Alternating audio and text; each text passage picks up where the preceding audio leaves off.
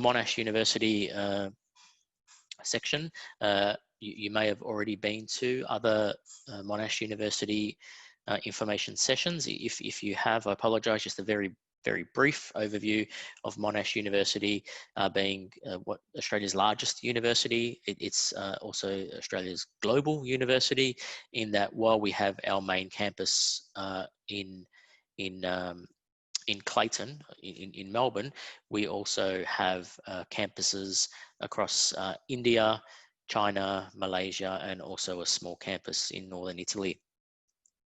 Within Melbourne, we have 4 campuses. So there's the Clayton campus, which is our main campus, Caulfield, Parkville, where we're based, and also the Peninsula campus, which is in the Frankston area, I believe. So we have a large number of students, close to 70,000 students, both in the undergraduate and graduate research space. We have 5,500 graduate research students across the master's and PhD space. So it is a big community, and you can imagine with such a big university, there's going to be a lot of partner institutions, partner organisations, and that's, I guess, a good opportunity for a PhD or master student, because it allows you to basically be able to visit other institutions, visit other labs, and get that global experience, which is something Monash is very keen on. So if we go a little closer to home, so our faculty, so we're one of 10 faculties, sorry, at Monash University. We're the Pharmacy and Pharmaceutical Sciences faculty. We are the only faculty that's based in our Parkville site. So that's a one campus, one faculty system, which is pretty cool, in that you get to know everyone, both as a student and a staff member. We have 2 main undergraduate degrees, as the name suggests, one in pharmacy and one in pharmaceutical sciences.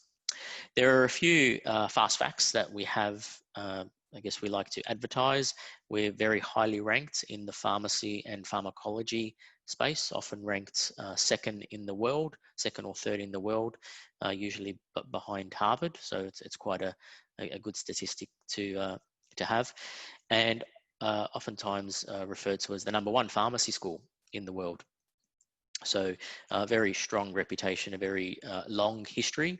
We started off in 1881 as the Victorian College of Pharmacy, so over 100 or close to 150 years of history there. In terms of number of staff, we have 49 academic staff, around 40 professional staff, and 215, 220 research-only staff. And it's really the academic staff and the research-only staff that are potential supervisors for any masters or PhD projects.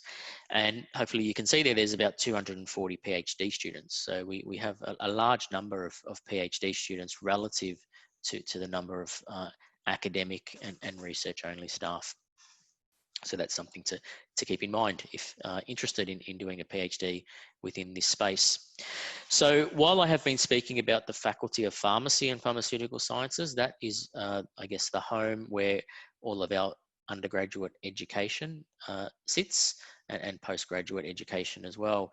Our research efforts homed, I guess, or housed within the Monash Institute of Pharmaceutical Sciences. So this is an institute that has a number of themes or departments that all research from the faculty goes through. And what I've tried to display in this image here is that for those of you who have studied some pharmaceutical science or even pharmacy would know about that in order to develop a medicine, there is a pipeline from basically identifying what is the target that you'd like to exploit pharmacologically, then designing chemicals, designing a hit, which then can be optimized and then assessed in a bunch of preclinical models, and then ultimately clinical models, and going into phase 1, 2, 3, 4, and then following its introduction into humans, the the investigation doesn't stop there, because we want to make sure the medicines are being used appropriately, and also, I guess, assess the benefits of that medicine on a large scale. So that pipeline of drug discovery and development through to medicine use and optimization are actually the themes within the Monash Institute of Pharmaceutical Sciences that we undertake our research in. And so you can see, hopefully you can see on the bottom there are 5 themes, 5 research themes, starting off with drug discovery biology. And you can, I'll use my mouse, you can see that the drug discovery biology research stems over this section of the drug discovery development pipeline. And then we have medicinal chemistry. We have the Center for Drug Candidate Optimization, Drug Delivery, Disposition and Dynamics, and the Center for Medicine Use and Safety.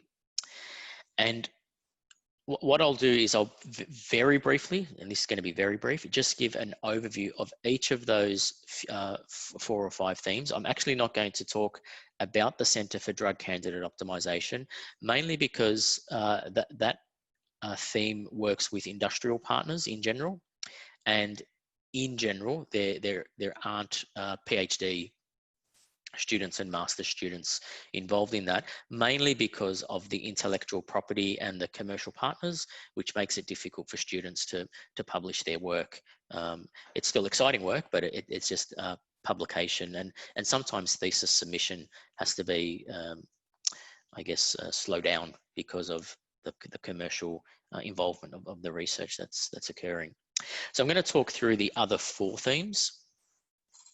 So drug discovery biology. So this is the theme that Jess, who's going to speak to you a little later on, sits in. So drug discovery biology is basically identifying, or the research that occurs in drug discovery biology is a very mechanistic understanding of the receptors and the targets that can be exploited for pharmacological intervention for reversal of a disease process. And so the research that occurs in that theme is, I guess, attempting to identify which receptor might be affected in Parkinson's disease, for example. How might that receptor be modified? How can we interact with that receptor to get a downstream molecular signaling pathway that will be beneficial for the disease? So it's very much at the very early end of the drug discovery process, as the name suggests. The major work that occurs in that theme is around allosteric modulation of G protein coupled receptors. So our current dean, Arthur Christopoulos, is well known in this particular field, and he used to lead the drug discovery biology theme. So quite a lot of work in GPCR biology, GPCR chemistry, GPCR pharmacology, and also biased signaling around those GPCRs. And I have a lot of cool kits and instruments to basically understand each of these processes, and are world leading in that. There are other aspects of drug discovery biology that exist. I won't go through all of them given the time, but I do recommend, if you are interested in this end of the drug discovery pipeline, that you do look us up, and I will provide a website at the end. Look us up, look through what each of the researchers are doing, what projects are available, and then contacting those researchers, those academics, about possible opportunities. So that's drug discovery biology. Once you've found your target, and let's just say it's going to say adenosine receptor, how do you then manipulate that chemically? You need to be able to, most often, use either a small molecule or a peptide or a protein to either block the receptor or be an agonist at that receptor, for example. And so we need tools to synthesize those particular pharmacological interventions. And that's where medicinal chemistry comes into play. So medicinal chemistry work fairly strongly with drug discovery biology to identify new molecules that can pharmacologically intervene with the targets of interest. And so there's traditional medicinal chemistry, which is synthetic in nature. So basically getting in the lab and mixing up chemicals to develop a molecule and then assess its purity, its structural characteristics using NMR and other fancy techniques. There's fragment-based drug design, where you can use different fragments of many molecules and basically simplistically put them all together to develop a new drug. There's structure-based design, where once you understand what the receptor looks like from, say, an X-ray structure, can you dock a particular molecule or design a molecule that docks most appropriately with that receptor? And so there's a bit of three-dimensional computational techniques that can be used. And I guess so far each of these have been related to small molecules, but there's also a growing interest in peptide and protein chemistry and developing peptides or designing peptides that can bind very selectively and potently to receptors of interest. And the reason for that is peptides often have such high selectivity that the chances of side effects, off-target effects, is generally lower than, say, a small molecule, which may bind a bit more non-selectively. So in summary, medicinal chemistry is all about basically synthesizing, making new drugs. But you need to be able to test those drugs, and that's where collaboration with drug discovery biology works. But you also need to understand when we administer the drug, the peptide, the protein, or the small molecule, how does it get to its site of action? How does it, for example, if it's the adenosine receptor and we're targeting the adenosine receptor in the brain for stroke, how does that drug or peptide get to the brain? How long does the drug stay around the body for? Because that will then dictate how often we need to dose that particular drug. If the drug is unstable or not absorbed orally, what formulation strategies can we use to overcome that? And so the questions that I'm bringing up now are very much related to the next theme: drug delivery, disposition, and dynamics.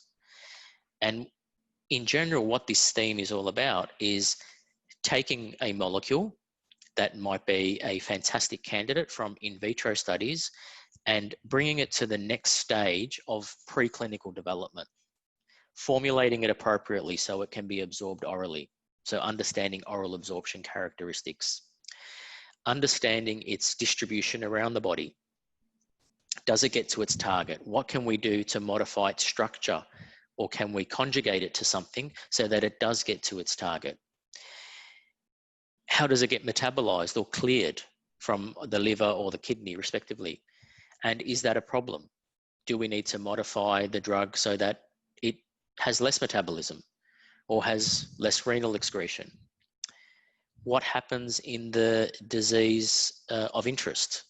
So if we're going for a drug for diabetes, it's nice to know how it's cleared in the healthy mouse, but all of the diabetic changes that occur, all of the changes that occur in diabetes might impact completely on the pharmacokinetics of the drug, the oral absorption, the metabolism.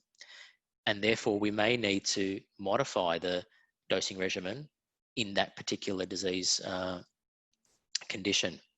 So that's very generally what drug delivery, disposition, and dynamics is all about. It's quite a broad theme, and you can see from the points that I have listed on that slide that it spans delivery through multiple routes, formulation approaches across multiple therapeutic classes, and also goes into some subcellular understanding of where drugs go. So not only where does a drug go when it's absorbed, say orally, but when it gets to, say, the bone, how does it then get into different cells of the bone? And once it's in those cells, how does it activate, say, nuclear hormone receptors within those cells?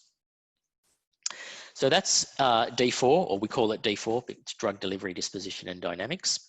And ultimately, through that process of identifying a drug target, synthesizing a molecule, assessing the molecule in preclinical models to understand its absorption, distribution, metabolism, excretion, we hopefully have a drug that is ready for clinical use, or at least clinical testing, putting it into the phase 1, phase 2 trials. Now, we don't do phase 1 trials on campus, but we have links to clinical partners that can assess the clinical efficacy of those drugs. And I can think of one example. So in drug discovery biology, we have a cancer biologist that has done quite a lot of work with beta receptor antagonists to try and reduce the spread of breast cancers. And she has now moved that into clinical work. She doesn't do those clinical studies on campus, but works with the Peter Mac Cancer Hospital with a bunch of clinicians to translate her preclinical findings into clinical findings. Once the medicine is in the market, it's being used by patients, then there's still research that occurs. How effective is the medicine in large populations? How often is it used in different populations? Can prescription records tell us which populations are more or less affected or not affected, receive benefit from the particular medication? So this is a whole field of pharmacoepidemiology, which we have a large group in Centre for Medicine Use and Safety that are involved in. Pharmacometrics is another group within CMUS, and what they do is that they basically model how to best dose a medicine in patients to obtain the best therapeutic effect. And then they assess those models in patients to see, have my predictions on dosage modification and dosage improvement actually led to a better clinical outcome in the patient cohort. And finally, we have health services research. So particularly within aged care, we have a group that assess how to basically improve medicine use in the elderly, whether it's through dosage medication aids, whether it's through better counselling, whether it's through better strategies with the government. And so this group worked together quite a bit with government bodies to try and put together programs to enhance medicine use and safety, as the name suggests, in the actual patient population cohort. So there are our 4 themes that I wanted to give you an overview of. Why would you want to do a PhD at our faculty as opposed to another faculty or another institution? What we offer in our faculty is the enhanced research experience. So this is designed to provide students with an opportunity to do something a bit more than just the standard PhD. So rather than just do your PhD 3 and a bit years in the one lab, there are opportunities such as the laboratory rotation program, where, for example, in the first year, if you go into this program, you can have placements in 3 labs within this theme. And then once you've gone through those 3 rotations, you choose which laboratory and which project you want to work in. Now, because you are doing that rotation, and because some of your first year is, I guess, taken up by that rotation, the faculty provides some additional support at the end of your PhD to allow you to basically have a bit of a catch-up phase. And that's up to 6 months of additional financial support. That's one of our enhanced research experiences. Other enhanced research experiences could include a placement, either within Australia or internationally, where you may like to, for example, go and take an internship at a pharmaceutical company just to enhance your experience as a PhD student. Now, that's going to take you away from your PhD for perhaps a couple of months. And so you may be sort of taking time off, if you like, from your scholarship, from your PhD. And so in order to accommodate for that, you can get additional support through the enhanced research experience to extend your scholarship for a few months when you get back. That also is an opportunity for you to network within the industry, to potentially find employment opportunities in the future. And so this is a relatively new program. We've got students now that have taken on quite a large number of enhanced research experiences, and I've listed them or shown them on the right-hand side, where this is where some of our students have gone. Some have gone to Newcastle University in the UK. One will be going to Genentech in San Francisco for a bit of an experience there. We have relationships with University of Warwick and Nottingham, and students have gone over to those universities to basically get an enhanced experience. Also have a student out at Cambridge, or has been at Cambridge. And finally, we have a very strong alliance with, sorry, you probably can't see that, but the University of North Carolina and the University College London. Our 3 pharmacy schools have a very strong alliance, and there are a large number of opportunities for PhD students to basically go on an experience and learn new techniques and tools within that alliance, which can be supported through our enhanced research experience. In addition to the enhanced research experience, we have the Monash doctoral program. Now, this is 120 hours worth of activities that students can select across a broad range of either professional development or research skills to augment their own experience. So I've listed just a few of those here, and I won't read through them, but they're basically a way to enhance many of the soft skills that you may not get if you're just stuck in a lab every day. So this is provided by Monash University. We offer some at the campus level, at the faculty level, and Monash itself, Monash Central, offer a large number as well. It's mandatory. You do need to do these 120 hours, but it is beneficial, as it does provide, we've found it does provide students with all of these additional skills, both research-wise, but also professional-wise as well. Finally, my final slide, where have our students gone? So I thought I would give you an overview of where our graduates have gone, what they've done after doing PhDs in our program. So we have some that have gone into academia. So Admai, he was actually one of my students. He's now in Zimbabwe as an academic. Brendan Johnson used to be, and Brendan's in North Carolina, used to be at GSK before GlaxoSmithKline, before they, well, part of their section dissolved. He's now at Rovan and is a clinical pharmacologist there, or head of clinical pharmacology. Tony is now an assistant professor at Purdue University in Indiana. Kay, a recent graduate, she studied pharmaceutical science as an undergraduate student, then went into a PhD with Ben Boyd, who, if you've studied with us, you would know Ben. She's a postdoctoral fellow, or actually was a postdoctoral fellow in Zurich, in Switzerland, but now has actually taken up an academic position in either Wollongong or Newcastle. I think it might be Wollongong. Lauren, she undertook a PhD in drug delivery, disposition, and dynamics, and she is now working at Roche in Switzerland. Roche is a big pharmaceutical company. Christine, she studied pharmacy, then went into a PhD in pharmaceutical science, and is a scientist in ethnopharmacology at GlaxoSmithKline. And basically what that is understanding how different ethnicities, different races handle medicines, in terms of whether their metabolism is different or their clearance is different, and therefore should they be dosed differently. So should one ethnicity be given a different dose to another ethnicity?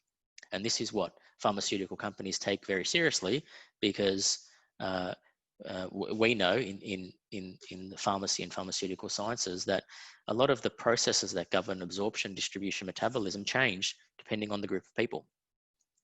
So to get the best effect in the right person, we need to tailor the dose accordingly. And that's what Christine does. Jeremy did a PhD in medicinal chemistry. So very hardcore, making a lot of molecules in the labs, basically synthesizing compounds. And you see that he's now gone to be a senior evaluator at the Therapeutic Goods Administration. So not at all related to synthesizing molecules, but the skills that he developed as a PhD student were transferable. And he pretty much went from his PhD in Med Chem straight to the TGA. So it does show that you don't necessarily need to find a lab or a job that is exactly the same as your PhD. PhD is all about getting skills, general skills and transferable skills that you can take into any discipline. And finally, Amir Hanna Elias, he was a pharmaceutical science student. He also did a PhD in medicinal chemistry and now is a medical director at Personalized Therapeutics, which is a company in Kew, I think it is. And he's basically become an expert in new drugs for oncology, particularly leukemias. And so as a medical director, he's working with key opinion leaders, such as oncologists, to get information about what is necessary for new therapeutics and feeds that information back to the company, Personalized Therapeutics, to design and develop new drugs. So what I've tried to show you there is that just because you do a PhD in a laboratory doesn't mean you're just going to stay in the laboratory for the rest of your life, but you could have so many opportunities across multiple countries, across multiple areas. And I think that's one of our strengths of our program, is that ability to basically go anywhere. So if you have been made interested by this presentation, we have our website here. I encourage you to click on that or to write that down. This will be recorded, and I think you will be given access to the recording. And within that, you'll find all of our themes, possible research projects, academics that you may wish to contact, and more information around our Monash doctoral program.